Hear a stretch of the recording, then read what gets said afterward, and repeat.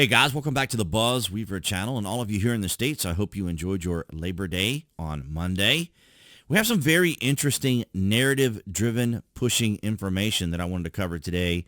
I saw this on Elon's post, and I have to agree because we see the narrative being pushed this way as we have covered here on the channel for several years.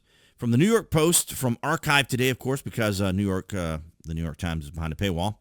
The Constitution is sacred. Is it also dangerous?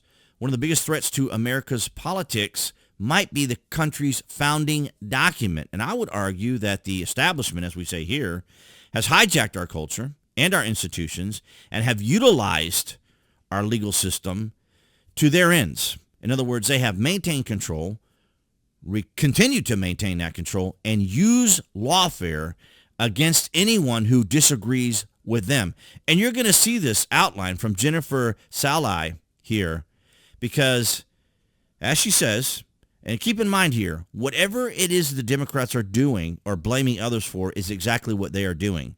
The United States Constitution is in trouble. After Donald Trump lost in the 2020 election, he called for the termination of all rules. That's not true. Regulations and articles. That's not true. Even those found in the Constitution. And that's not true. What Donald Trump did was he was going to ensure that the votes were counted properly and that the representation of votes from each state was correct. Now that's in very simple terms. So what he was doing was actually following the Constitution. Outraged critics denounced him for threatening a document that is supposed to be sacrosanct. No, not really. It wasn't at all. He was doing exactly what he was supposed to do. He was actually using the document for Mike Pence to ensure that the votes were accurate and the counting was accurate and the representation of delegates was accurate. By announcing this desire to throw off the constitutional constraints in order to satisfy his personal ambitions, and that's not true. It wasn't his personal ambitions. It was literally the Constitution, following the Constitution. Trump was making his authoritarian inclinations abundantly clear. Now, if anyone is pointing towards authoritarianism, it is this idea of protecting democracy by the Democrats. We are not a democracy. We are a constitutional republic with democratically elected officials. We are not a democracy. So what she's saying here is basically the outline of what the establishment uniparty and Democrats are trying to do, is confuse people. Confuse people so that they're not sure what's going on, but that people will be completely dependent upon what they say as being the truth, right? And that's what we say here. Because if you look at this, you see the Constitution is sacred, but we also see this one too from a while back. This was back last year in August. Another opinion. The worst people run for office. It's time for a better way. In other words, here, another maintaining of power and control. Now, here's what's interesting. Because this is the original article, elections are bad for democracy, which is interesting because the whole argument they make is that, they're trying to protect democracy. And look at this one, another opinion piece from the New York Times. The First Amendment is out of control. It's absolutely absurd.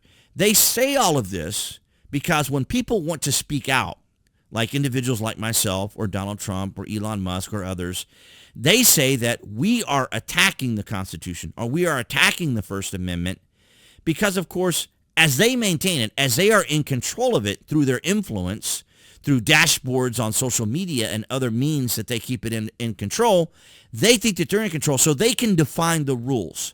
They can define the rules. They can redefine the rules. It's absolutely extraordinary, as you see here. They want to overthrow the Constitution. In other words, they want to control it. They want to maintain it. They want to reinterpret what's going on. Because we see this with gun control. We see this with free speech. We see this under the 14th Amendment. We saw challenges during COVID. Remember when Joe Biden wanted everyone to get the vaccination that was, a federal employee at least, and anyone in general, regular citizens, teachers, that sort of thing. Absolutely extraordinary. So when they're in control, they want to maintain that control. And what they say is what we're supposed to believe at face value. So Elon Musk slams New York Times writer for calling the Constitution dangerous. So billionaire Elon Musk slammed a New York Times writer that wrote an article which claims the U.S. Constitution can be considered one of the biggest threats to the country. The Times book critic Jennifer 𝐀𝐦𝐚𝐳𝐨𝐧 claimed that the United States Constitution is in trouble due to the fact that the former President Trump was able to become president through the Electoral College. And see, that's the point of what I just read to you in the original paragraph right here. In this original paragraph, like I said, Donald Trump did follow the Constitution. That's exactly what he was doing. But she was focusing more on the Electoral College. And this is important because in the United States, and I'm going to try to make this as simple as I can. So first, let me show you this video to give you kind of an outline or a refresher for many who may have not had civics in, many, many years. So I just want you guys to check this out, and then we'll go into more detail. All right, so look, back in the day, the founding fathers who set up this whole American thing were split on how to pick a president. Some wanted the president chosen by popular vote. The others wanted to let Congress pick a president. As a compromise, they blended the two ideas together and came up with the Electoral College. But how does it actually work? See, in every state, a party selects a group of electors to represent them if their candidate wins. To become president, a candidate needs 270 electoral votes, slightly over half of the 538 electors. We can usually tell who won the night of the election, but it's not official until about 6 weeks later in December. The electors all get together at their state's capital and they do the actual voting. A month after. Right there. Exactly what Donald Trump was having Mike Pence do. When they do the actual voting, the electors, making sure that the votes were correct from each state, is a constitutional right of the president because it is the vice president that does this. And that's what Donald Trump was asking him to do, is make sure that everything was correct. After that, on January 6th, the vice president opens the ballots before a joint session of Congress. The votes are counted, and the winner is officially... See, the vice president does the official count to make sure and then decides the winner. So you see here, here's the thing, and here's a beautiful outline here from Carl Bastian. We explained to children that if a classroom had 4 girls and 3 boys, the boys would never win anything. That's why America is not a democracy.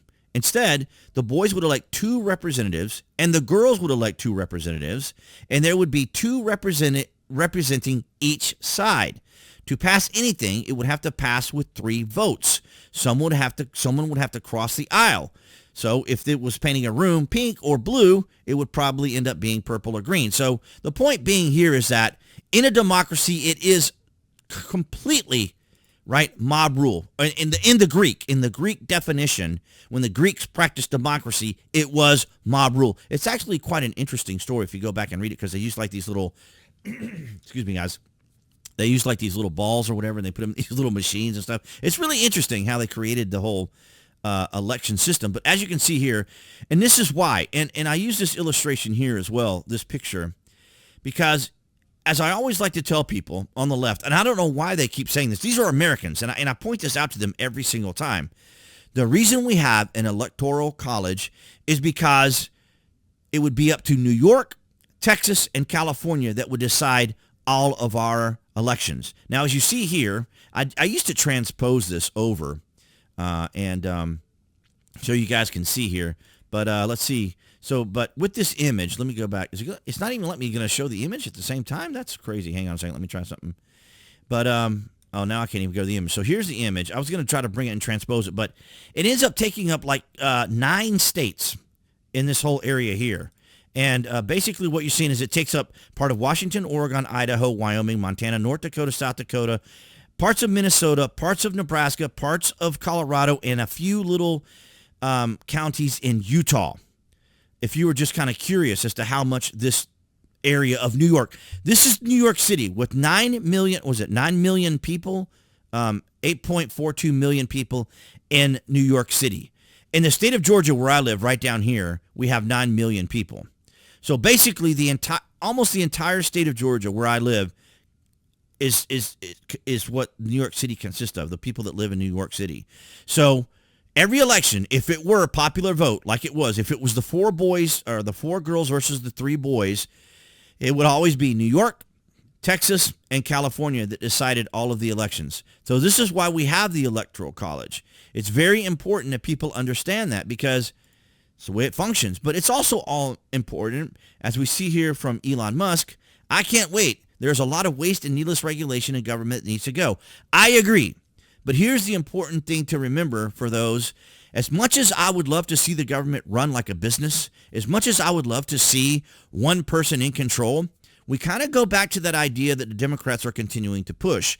And that is, of course, is that Donald Trump wants to take over and take control and basically run the country as a business. They can't articulate it that way. That's why I'm trying to interpret it, what they're trying to do, because that's what they're doing now is they're trying to maintain all this power and control.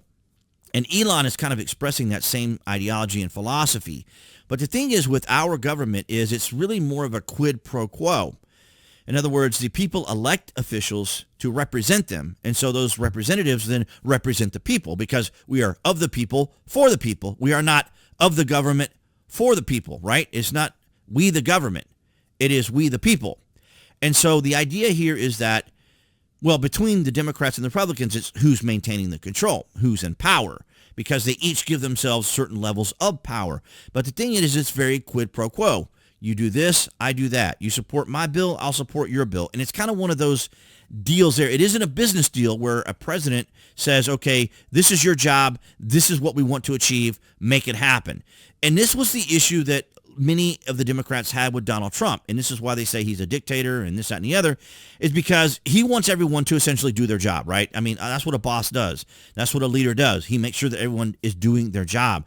But the thing is, when it comes to politics, you're supposed to be doing the job of the people. And so the Democrats would always claim, we're doing the will of the people. We're doing the will of the people. Donald Trump is trying to impede and infringe and create a problem with the will of the people. So this is why government is so complex. This is why politics can be complex, is because it is supposed to be the will of the people. We, the people, are the ones who decide, and the president is supposed to make the decisions that are going to best benefit the United States.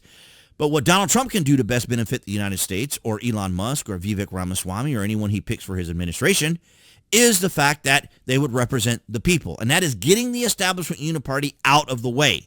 Because just as much as they try to blame President Trump for trying to run the country like a business, the establishment uniparty takes all that control and does the same thing.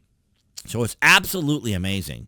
You guys will have to let me know down in the comments if you see the same direction from this perspective as well. The narrative pushing by the Democrats because they want the attention, they want the votes, they want people to keep them in power, and it's absolutely extraordinary. I do want to thank all you guys across New Tech as well as here on YouTube for your guys' continued support. Thank you for the likes, the shares, and the comments. All these things help out the channel, and it's greatly appreciated. And, of course, below the video, you can find the various social media links that I belong to, as well as my affiliate links. All those things help out the channel. But, of course, your support by liking, your support by subscribing to the channel is always appreciated. So, appearing there on the screen, that'll be the channel icon you guys can click on if you're watching on YouTube. You guys can click on that to subscribe, as well as just click notifications. That way you know when there's content here on the channel, and I'll see all you guys in the next video.